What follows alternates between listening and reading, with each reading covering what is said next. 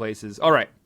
With that being said, this week, the name on the marquee has got to be Amanda Nunes, who this past weekend at UFC 277, Pena versus Nunes 2, in front of 19,000 strong at the American Airlines Arena in Dallas, Texas, defeated Julianna, the Venezuelan vixen Pena, by unanimous decision, pretty much shutting her out on the scorecards, wrenching her title back from Pena, and she is now the champ once again.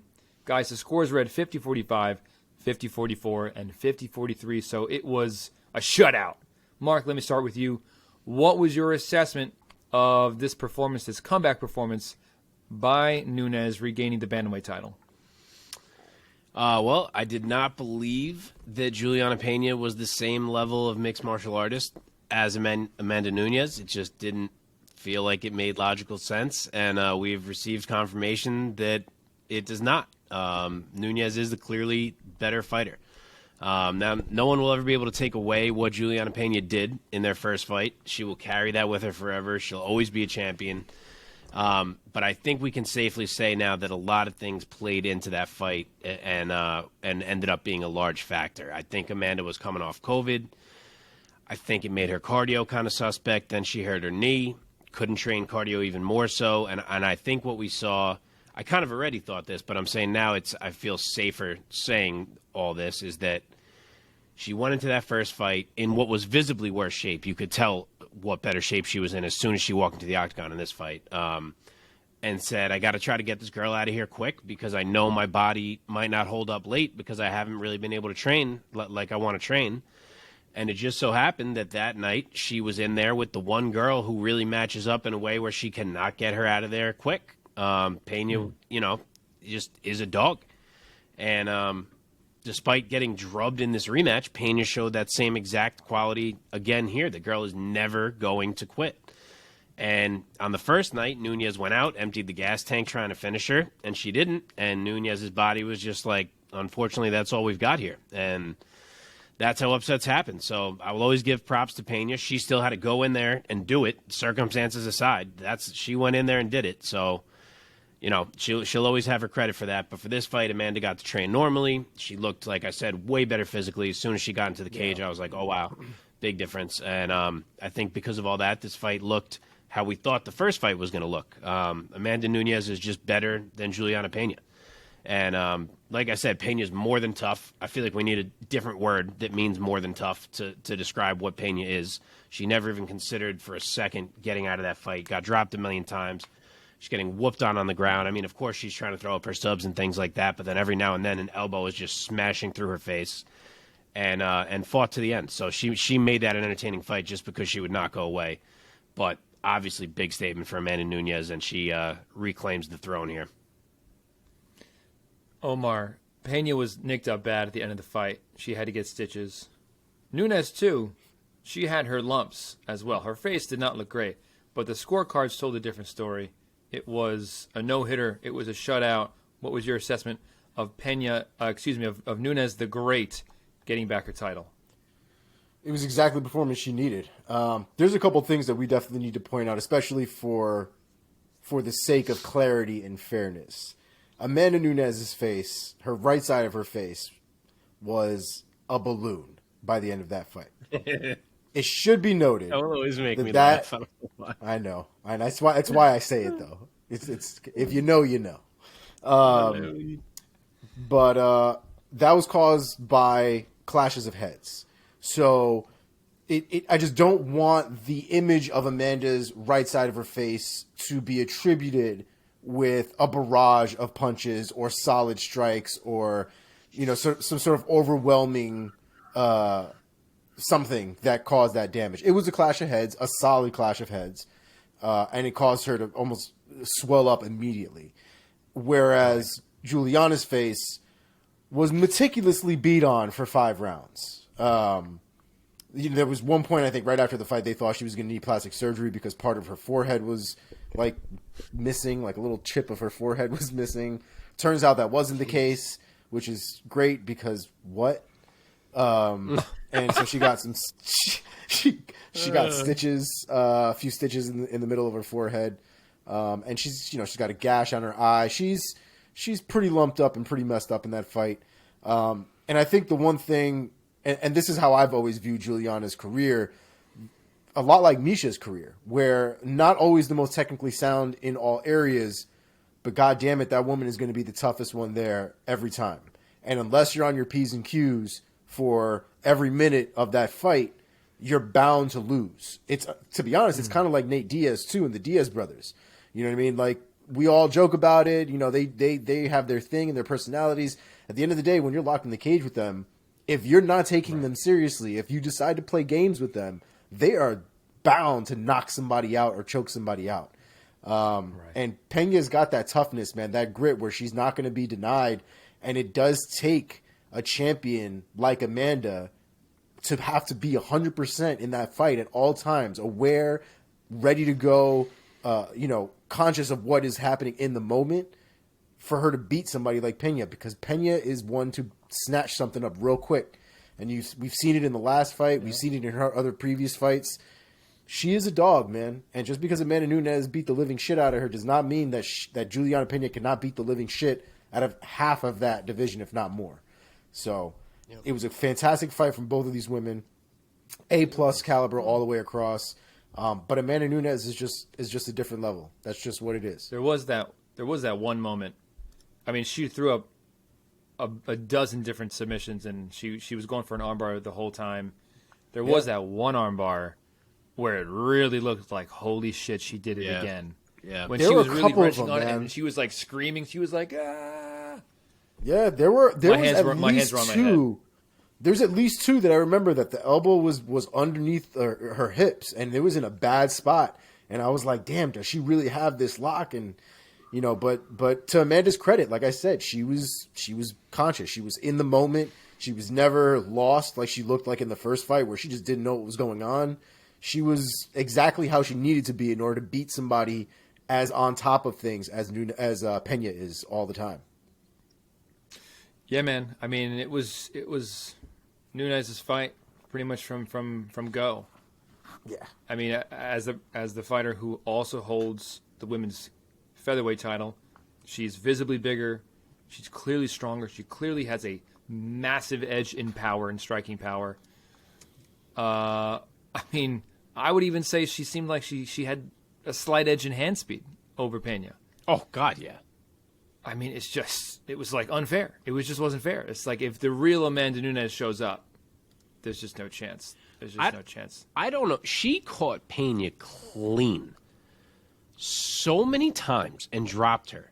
I don't know how none of those times Pena was, like, hurt for even more than a second.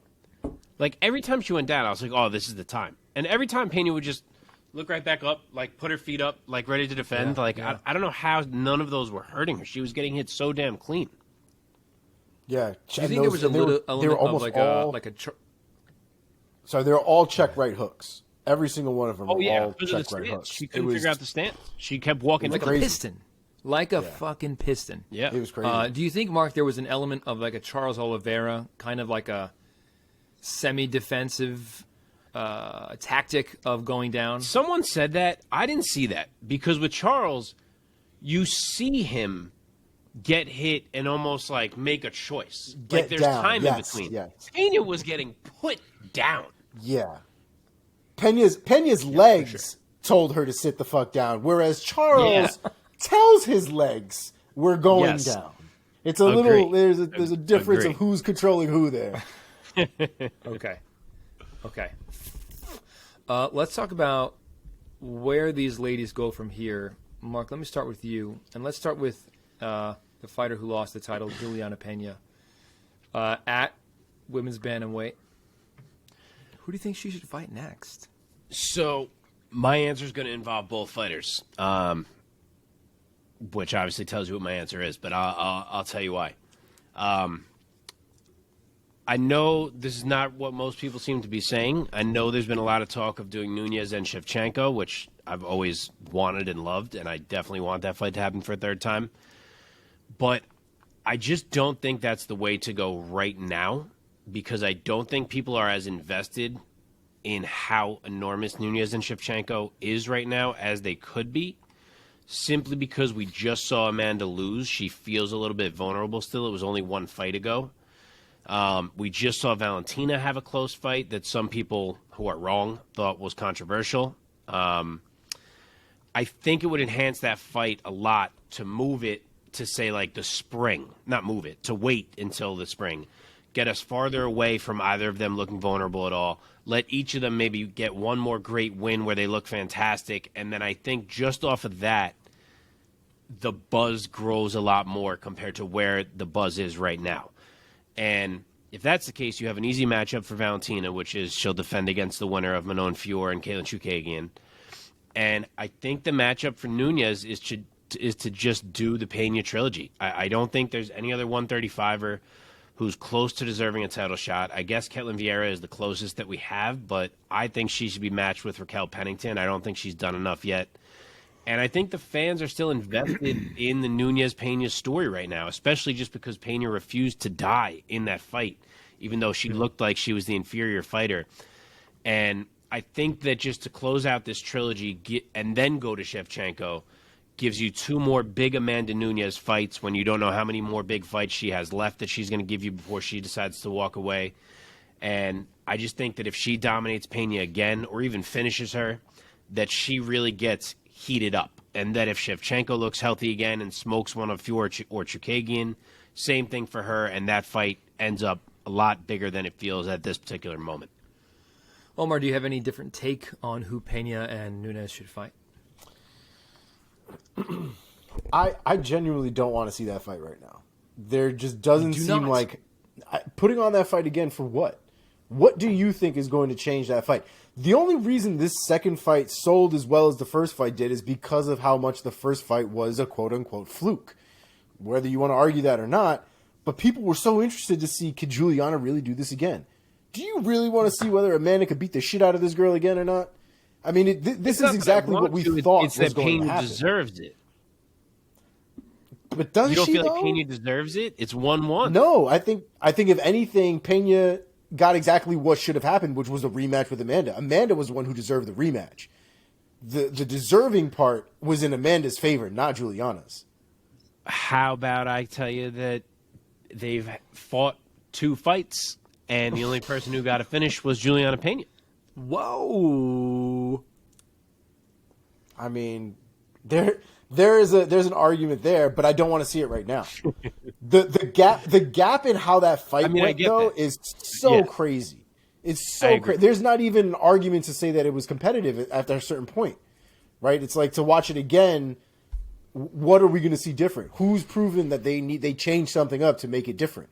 And I think they both need, or at least Julianna needs one more fight where she's dominant to prove that she still deserves to be there. Because after that last fight, it just doesn't make sense to give her another run at the title. It just seems ludicrous to me. I wouldn't if there was another option, which leads me to what are you doing then? I mean, I give it to Ketlen Vieira. I get your point. I don't necessarily disagree. We've seen dumber title fights having been made, but the reality is Nunes is making it difficult because she keeps beating the shit out of everybody. It's kind of the same thing with Valentina. But so you're also not going to Shevchenko yet. You're waiting on that too? I am waiting on that too. Yes. All right. Interesting. Definitely a fight I want to see before either one of them retire, though. They can't leave the sport without getting one more in before they're done. Agree. All right, here's the easy comparison. Looking back in MMA history, Cain Velasquez versus Junior Dos Santos. Their first meeting. Now, JDS was not the underdog I think that Pena was in this matchup. But JDS knocks out Cain Velasquez in like a minute. They come back. Velasquez dominates him to a 5-round decision, which has just happened in this matchup. Yep. And in their third matchup, Cain dominates JDS again to a TKO in the 5th round. And he, murders him. He, 100%. changes his face. Yeah, 100%. So, he changed his face in both of them. But here's the difference. Here's my point, though. After the second Cain Velasquez fight, where Cain Velasquez rearranged him the first time, he went out and spinning back kicked Mark Hunt in the goddamn face. And then got a title shot again.